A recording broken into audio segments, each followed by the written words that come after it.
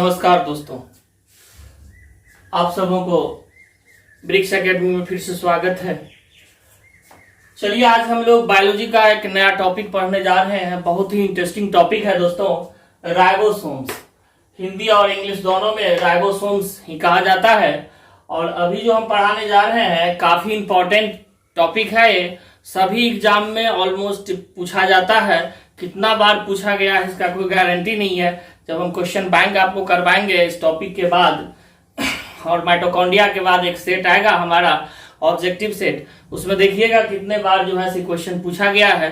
तो चलिए बारीक यहाँ पर कुछ बोर्ड पर लिखा हुआ है, इसको देखने के बाद फिर आगे हम लोग देखेंगे। तो देखिए राइबोसोम्स का जो है डिस्कवर खोज आपको पेलाडे किए थे। और उस टाइम में राइबोसोम जो अभी आप देख रहे हैं, राइबोसोम जो अभी बोल रहे हैं राइबोसोम, उस टाइम में पेलाडे साहब जो है राइबोसोम नहीं बोले थे।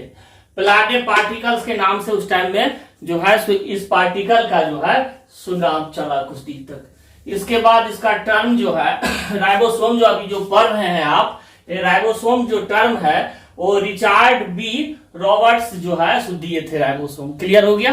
किसने दिया था? तो रिचर्ड बी रॉबर्ट्स जो है राइबोसोम टर्म दिए थे, मतलब नाम दिए थे। क्लियर हो गया ना? हर चीज का तो नोमेनक्लेचर होता है, नाम होता है अपना, है ना? आपका भी नाम है, मेरा भी नाम है, हर चीज का नाम दिया जाता है। वैसा ही जो है राइबोसोम का जो टर्म है जो राइबोसोम, ये कौन दिए थे? तो रिचर्ड बी रॉबर्ट्स दिए थे। लेकिन अगर खोज की बात आए, अगर क्वेश्चन आवे जो किसने डिस्कवर किया या खोज किया, तो पेलाडे साहब। और इसलिए ribosome is also known as Palade particle. इसलिए यहाँ लिखा हुआ है मतलब इसलिए, कॉल्ड मतलब कहा जाता है पेलाडे पार्टिकल्स। क्लियर हो गया? नेक्स्ट पॉइंट यहाँ पर आप देखिए इसका ओरिजिन। इसका ओरिजिन जो है न्यूक्लियोलस से होता है, केंद्रिका से।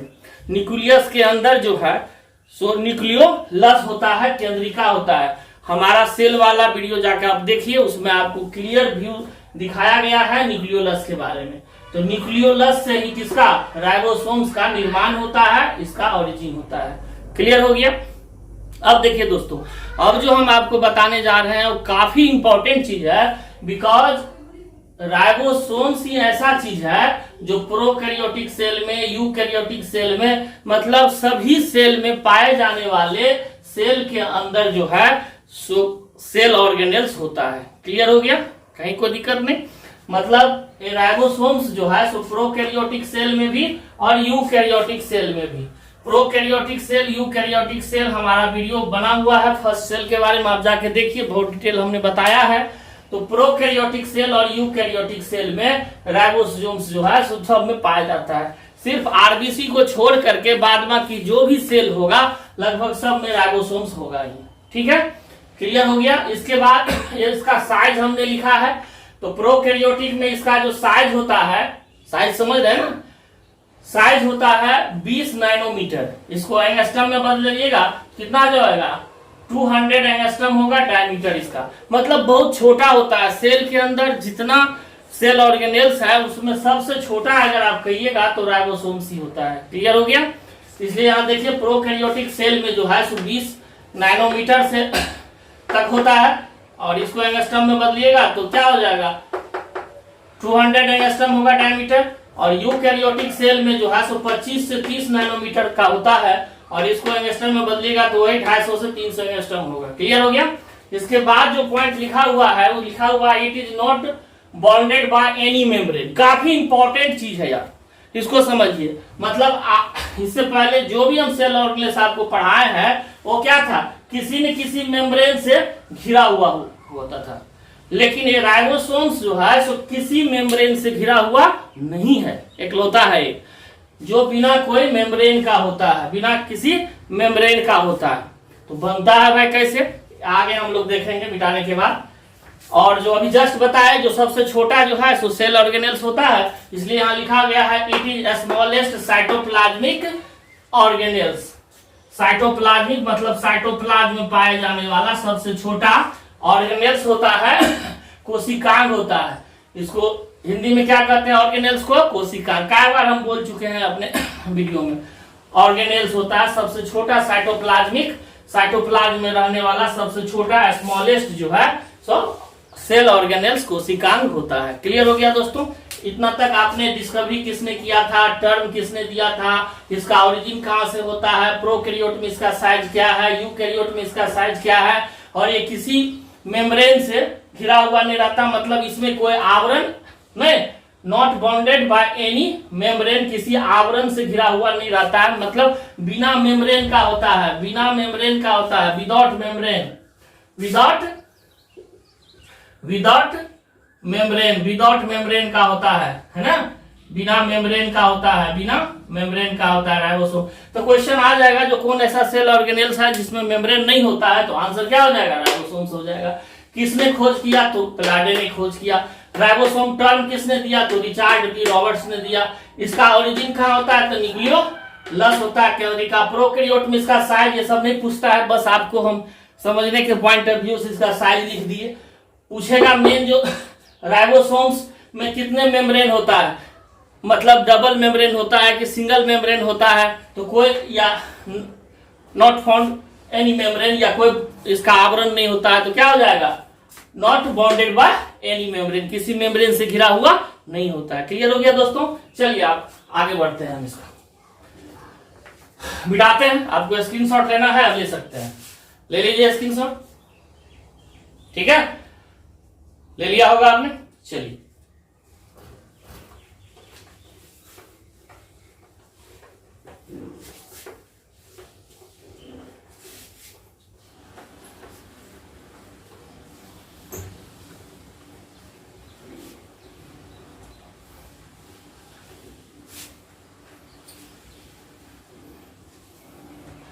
अब देखिए इसका केमिकल कंपोजिशन, केमिकल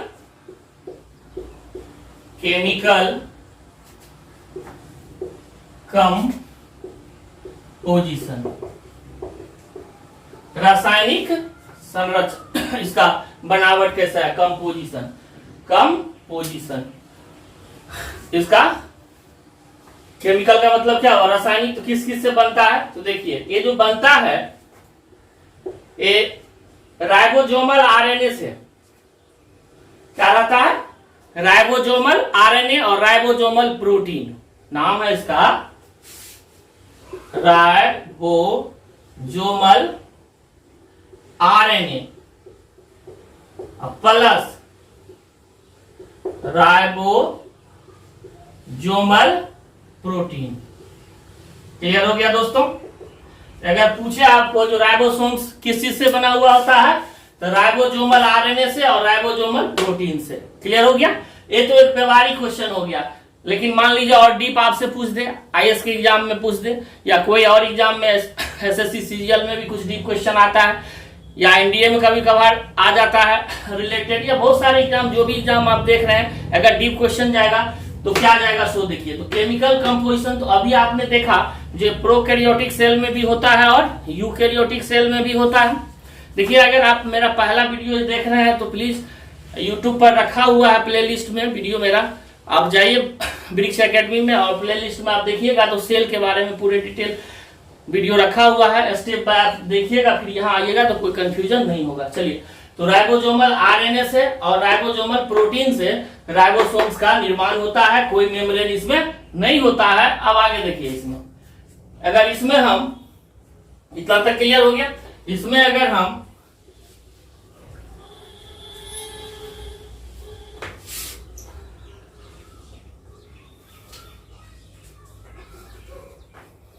प्रोकैरियोट की बात करें, प्रोकैरियोटिक सेल और यूकैरियोटिक सेल, यूकैरियोटिक सेल, ठीक है। अब देखिए प्रोकैरियोटिक और यूकैरियोटिक सेल में, प्रोकैरियोटिक सेल में जो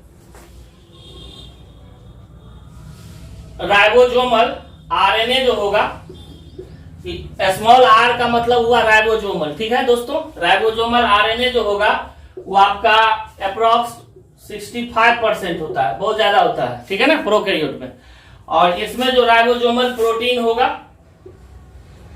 राइबोसोमल प्रोटीन जो होगा,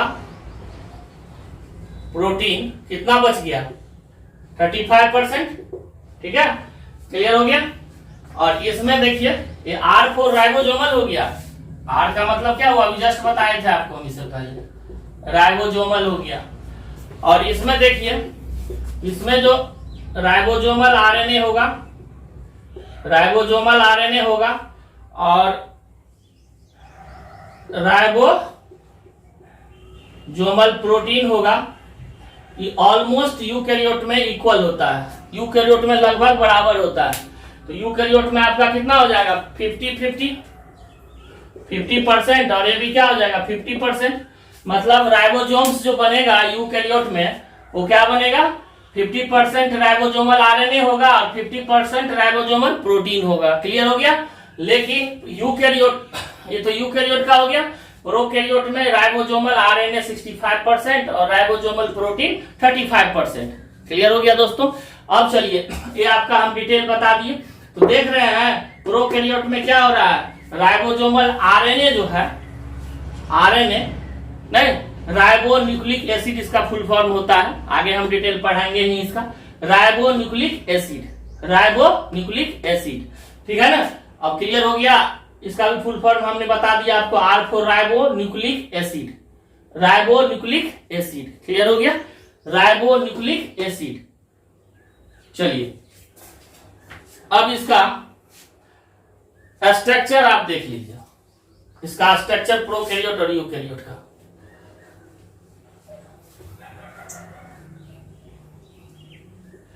देखिए दो सब यूनिट से बना हुआ होता है। कितने सब यूनिट से बना हुआ होता है, दो सब यूनिट से बना हुआ होता है। अब यहां देखिए प्रोकैरियोट में 30s, एक 30s का होगा, एक 30s है और एक 50s का होता है। क्लियर हो गया, 30s और 50s दोनों मिल जाता है। ये रहा आपका 30s और ये रहा आपका 50s, 50s, दोनों मिला करके 70s कहलाता है। अब कहिएगा सर यहां तो आपने 30 और 50 किया तो 80 होना चाहिए, 70 कहां से। तो 10 जो है ना दोस्तों, एक बैठ जाता है, एक दूसरे पर एडजस्ट हो जाता है। जैसे आप कुर्सी पर बैठते हैं, इन द सेम वे ये भी क्या हो जाता है, यहाँ पर बैठ गया है। एस का क्या मतलब होता है आगे हम जस्ट बता रहे हैं। एस एक यूनिट है, सर्वर यूनिट है, सेडिमेंटेशन कोफिशिएंट जिसको कहते हैं, हम आपको बता देते हैं। अब इधर थोड़ा सा हमको लिखने दीजिए। चलिए, और इधर जो यूकैरियोट में होगा वो होगा, एक होगा 40s का और एक होगा 60s का। सेम कहानी है यहाँ भी। और दोनों, ये दोनों फ्यूज करेगा, फ्यूज करके एक स्ट्रक्चर बनाएगा। यहाँ 40s हो गया और ये 60s हो गया, ठीक है, एस हो गया। और ये दोनों जो जुड़ता है, मतलब ये सब यूनिट दो गो हो गया ना, ये सब यूनिट का हो गया, 2 सब यूनिट का है, ये सब यूनिट है, सब यूनिट है, सब यूनिट्स है, दो गो सब यूनिट्स है, एक 30s और एक 50s है ना। और दोनों मिल करके क्या बनाता है, 70s का राइबोसोम बनाता है, जो किस में रहता है, प्रोकैरियोट में रहता है। और प्रोकैरियोट के अलावा आपको माइटोकॉन्ड्रिया और क्लोरोप्लास्ट में भी प्रोकैरियोटिक जो राइबोसोम है 70s रहता है।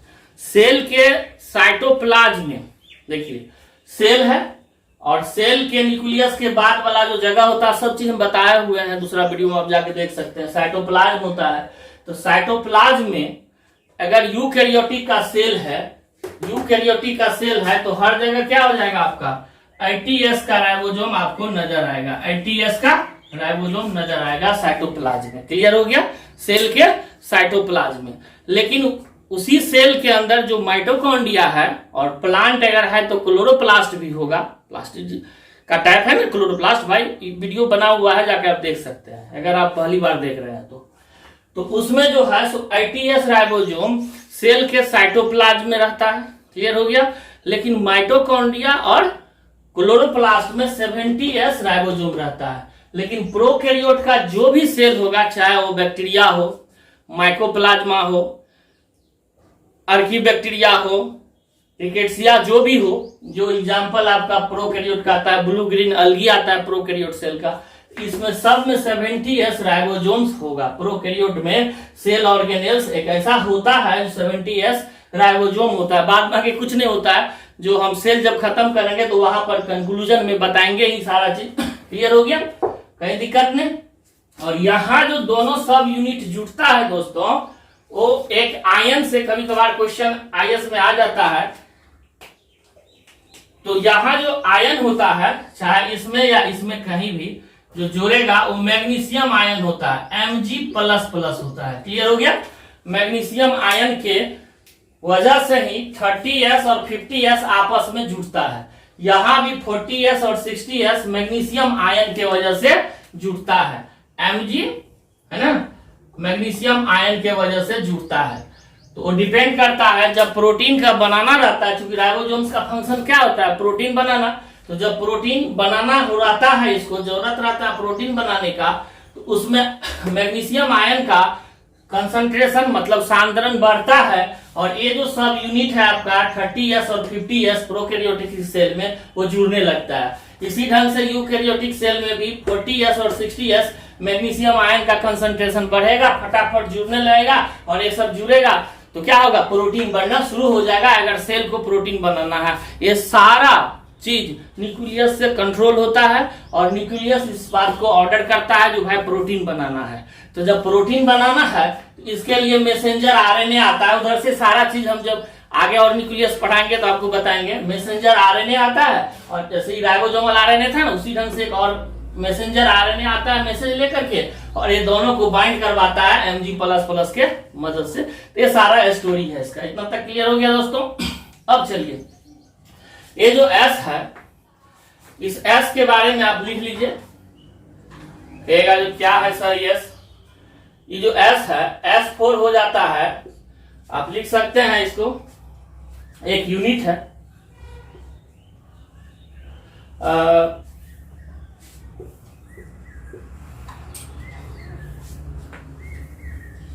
सर्वर यूनिट, या इसी को हम लोग जो है सो कहते हैं सेडिमेंटेशन कॉफिशिएंट। हाँ, सर्वर यूनिट या सेडिमेंटेशन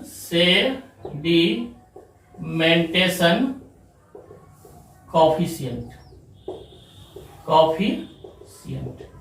ठीक है, बैठने का दर, यहां बैठ रहा है ना, एस यहाँ बता रहा है जो कितना शिफ्टिंग हो रहा है, दोनों सब यूनिट है। यहाँ देख रहे हैं ना, यहाँ जोड़ घटाव भी गड़बड़ हो रहा है, यहाँ पर 80 होना चाहिए जो 70 लिखा हमने, यहाँ पर 100 होना चाहिए, क्योंकि 40 और 60 क्या होना चाहिए 100, लेकिन हमने क्या लिखा 80, मतलब क्या हुआ, यहाँ 20 बैठ गया है, और यहाँ पर 10 बैठा हुआ है, 10 बैठा हुआ। क्लियर हो गया दोस्त। और सर्वर यूनिट हो गया, और सेडिमेंटेशन कॉफिशिएंट हाई, और ये साइंटिस्ट का नाम है इसलिए यहाँ पर एस समझ गए ना, एस का मतलब क्या हुआ। चलिए नेक्स्ट, अब देखिए कुछ और है इसमें, उसको देखिए, चाहे वो प्रोकैरियोटिक सेल हो या यूकैरियोटिक सेल हो, जब न्यूक्लियस से ऑर्डर आएगा जो भाई जल्दी जल्दी प्रोटीन बनाओ, तब क्या करेगा ये आपका फटाफट जो है तो जोड़ने लगेगा।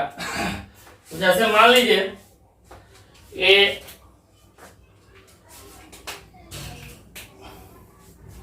मैसेंजर आरएनए है, मैसेज लाया है कहां से, न्यूक्लियस से। कहां से, न्यूक्लियस से, केंद्रक से लाया है मैसेज, और कह रहा है जो आरएनए बनो। तो फटाफट यहां पर मैसेंजर आरएनए जो है तो दोनों सब यूनिट को फटाफट बैठाएगा मैग्नीशियम के मदद से, और एक साथ बहुत सारा एक ही लाइन में खड़ा हो जाएगा प्रोटीन बनाने के लिए। क्या बनाने के लिए, प्रोटीन बनाने के लिए। ऐसा अगर ग्रुप कहीं बनता है, इस ग्रुप को हम लोग जो है सो पोलीसोम्स कहते हैं। क्या कहते हैं, पोलीसोम्स कहते हैं। इस ग्रुप को क्या कहते हैं, पोलीसोम्स। पोलीसोम्स या पोलीराइबोसोम्स भी आप कह सकते हैं। क्या कह सकते हैं, पोलीराइबोसोम्स। तो पोलीसोम्स या पोलीराइबोसोम्स जब सेल के अंदर प्रोटीन बनाने का दबाव बढ़ जाए, बहुत सारा प्रोटीन बनाना हो तो मैसेंजर आरएनए आएगा और यहाँ पर क्या हो रहा है, सब जगह यहाँ पर शिफ्टिंग क्या करेगा, मैग्नीशियम आयन करेगा, है ना। यहाँ पर क्या करेगा, हर जगह Mg प्लस प्लस जो है, सो मैग्नीशियम आयन जो है, मैग्नीशियम आयन यहाँ आएगा और सबको जोड़ेगा। और जैसा ही सब जुटा, सब यूनिट नहीं, मान लीजिए 30 है और ये 50 है, ये 30-50 है, या मान लीजिए यूकैरियोटिक सेल है तो यहाँ 40 और 60 होगा, जोड़ करके क्या करेगा, फटाक से प्रोटीन बना लेगा। क्लियर हो गया दोस्तों। तो पोलिसोम्स क्या हुआ, ग्रुप ऑफ राइबोसोम्स पैरेलल एक साथ आकर के प्रोटीन बनाने का काम करेगा। क्लियर हो गया। अब इसका फंक्शन तो आप समझ ही रहे हैं, आउट हो गया है। जो क्या बना रहा है, प्रोटीन बना रहा है। तो चलिए इसको भी एक वर्ड में आप लिख सकते हैं, तो लिख लीजिए।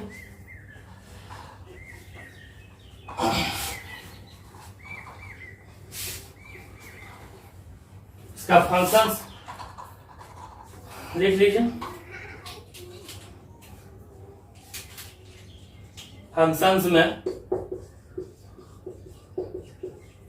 फंक्शंस में क्या हो जाएगा, ये प्रोटीन सिंथेसिस करेगा, प्रोटीन सिंथेसिस करेगा, प्रोटीन का संश्लेषण करेगा।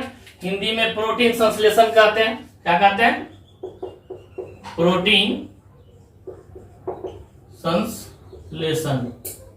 हिंदी में प्रोटीन संश्लेषण कहते हैं। प्रोटीन का निर्माण करेगा, चाहे वो प्रोकैरियोटिक सेल हो, यूकैरियोटिक सेल हो, या जहां भी हो। माइटोकॉन्ड्रिया के अंदर 70s राइबोसोम हो या क्लोरोप्लास्ट के अंदर 70s राइबोसोम हो, वहां प्रोटीन की जरूरत है। अब एक क्वेश्चन और है दोस्तों, जो प्रोटीन बनाता कैसे है, किस चीज से बनाता है। अगर आपके अंदर ये क्वेश्चन है तो थोड़ा सा समझ लीजिए। हम लोग जो भोजन करते हैं, protein, carbohydrate, nucleic acid, fats या विटामिन या मिनरल्स, वो सब डाइजेस्ट होता है, पचता है। पचने के बाद ब्लड में जब जाता है डाइजेस्ट होकर के, तो प्रोटीन जब पचता है तो अमाइनो एसिड होता है। क्या होता है, अमाइनो एसिड।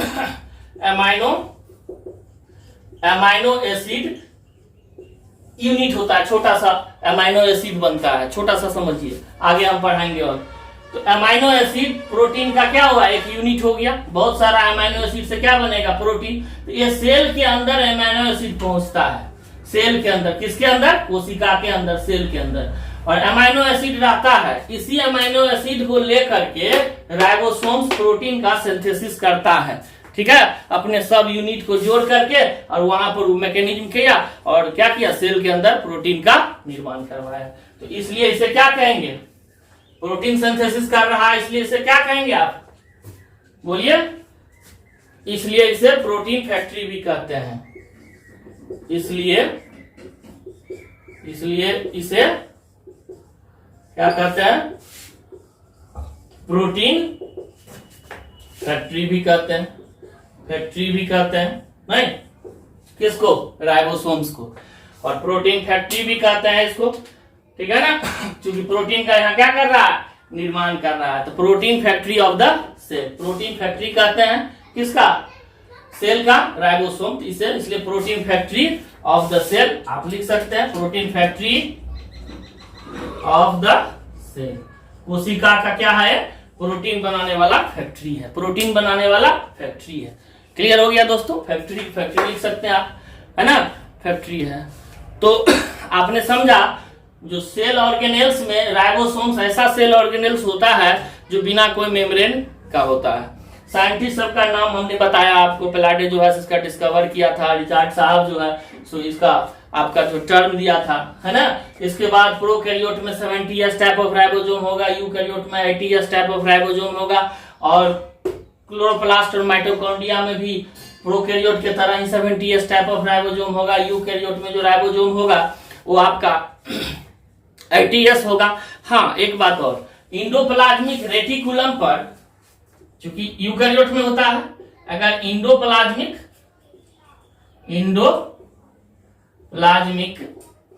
रेटिकुलम पर अगर राइबोसोम्स आ